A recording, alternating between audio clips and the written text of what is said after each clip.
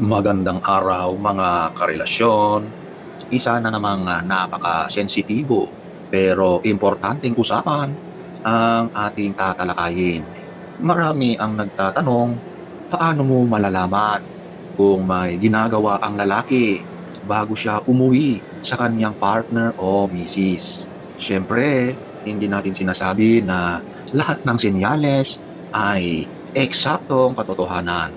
Pero may mga palatandaan na kapag paulit-ulit at lagi mo itong napapansin, ay baka dapat mo nang pag-isipan. Kaya eto, pag-uusapan natin ang mga signs na posibleng nakipagtalik ang lalaki sa ibang babae bago pa siya umuwi sa kanyang partner. So, kung interesado kayo, manood. So, wag na tayong magpaligoy-ligoy. Number one, eto yung pag-uwi niya, maliligo agad-agad yan. So ladies, hindi masamang maligo. Marami din yung mga kalalakihan na malinis sa katawan at pag-uwi, naliligo agad yan. Pero kapag ito ay yung tipong pagpasok sa bahay, ay dediretso agad yan para maligo o maglinis ng katawan. At kung ito ay bigla niyang naging gawain, kung dati ay hindi naman siya ganyan, and then ganon na lang ang kanyang biglang ginagawa ngayon, obserbahan mo na siya. Kasi ang tao na galing sa ganong gawain, nakipag-engage sa ganon sa ibang tao sa labas bago pa siya umuwi sa'yo, may mga bagay sa kanya na gusto niyang alisin, linisin, para hindi mo makita or mapansin. Kaya ang una niyang gagawin ay maglilinis ng katawan. So maging observant ka sa partner mo kapag lagi nang ganyan. Number two, kakaibang amoy sa katawan. Siguro naman, kabisado nyo na ang amoy ng partner nyo.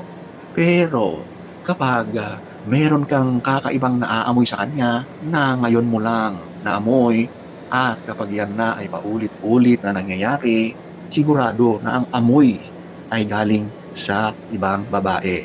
At yung mga ginawa nilang dalawa, may effect yun sa amoy ng katawan niya.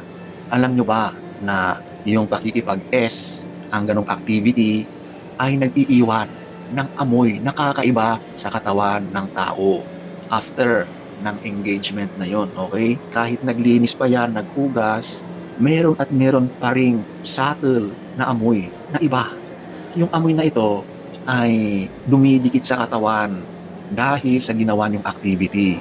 Yung pagmix ng mga fluids ng katawan, pagdikit ng balat ng bawat isa, may mga amoy dyan na hindi agad-agad nawawala.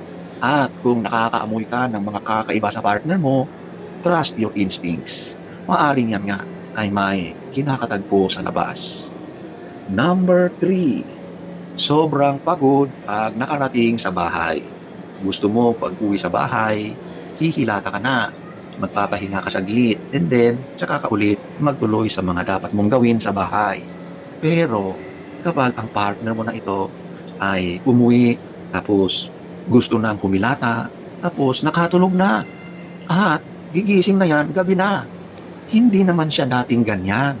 Nagpapahinga lang siya saglit, sabihin natin 30 minutes, mahaba na 1 oras, tapos ayan na, active na ulit siya.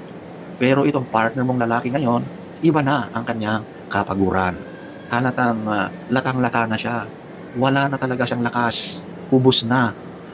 At gusto na lang niyang matulog. Aba, kapag biglang nangyari ang ganyan, magtaka ka. Kasi kung healthy ang partner mo, wala naman siyang sakit, tapos ganyan na ang ginagawa niya, sigurado na merong umuubos ng kanyang lakas sa labas. Alam niyo, ang mga taong ganito na nag-i-engage ng ganitong activity sa labas, todo bigay yan. Kasi nakaw na sandali yan eh. Kung ano yung ginagawa nila sa partner nila, times 3, times 4 na mas matindi ang ginagawa nila sa kanilang kalukadidang sa labas. Kaya pagdating sa bahay, wala na talaga yung natirang lakas. Number 4, may mga marka sa katawan dahil sa sobrang panggigigil ng bawat isa Kung meron ka ng napapansin diyan sa partner mo, may pagdududa ka na, obserbahan mo na yung balat niya sa kanyang liig, sa kanyang braso, at sa kanyang dibdib, sa katawan mismo, okay? Kunwari naglalambing ka, o diskartehan mo na lang para hindi siya makahinala na may alam ka na, okay? Pero sigurado na kapag yan ay may ginagawang ganong kalokohan, yung mga makikita mo sa balat niya na marka, yan ay kagagawan ng panggigigil, yung mga pagkagat, pagkalmot, yung mga pagsipsip. Talagang kapag gano'n, dahil sa sobrang panggigigil sa bawat isa, nangyayari ang mga ganyan. Sigurado na hindi yan kagat ng lamok. Huwag kang maniwala na yan ay natalsikan, na yan ay nadapa, nabunggo, ano yan, lampa. Huwag kang maniwala doon. Yan ay kagagawan ng kanyang kalukadidang sa labas. So, punta na tayo sa number 5. Ayaw ka na niyang tabihan. Sa lahat, lalaki or babae, kapag meron nang nagbibigay sa kanya ng kasiyahan sa aspetong yun, pagdating sa iyo, kapag yung intimate moments niyo ay nawawala na or wala na, magtataka ka. Ito ang isang very positive sign. Wala namang ibang dahilan para hindi siya makapag-engage ng ganon. Yun na ang dahilan. Number 6, pagbabago ng pakikitungo sa iyo. Ang lalaki na meron ng nagbibigay sa kanya ng bagay na yon, magiging strange yan ang pakikitungo.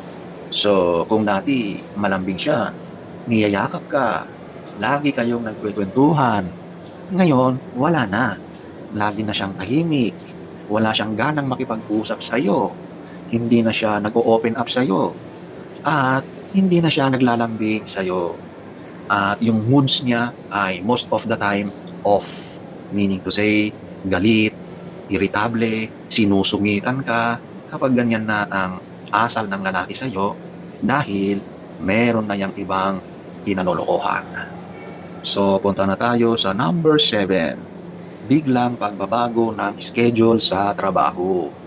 Kapag kabisado mo na yung schedule ng partner mo, yung pagpasok, pag-uwi niya, alam na alam mo na. Kung dati, maaga siyang umuwi, ngayon, gabi na. At ang idinadahilan, overtime.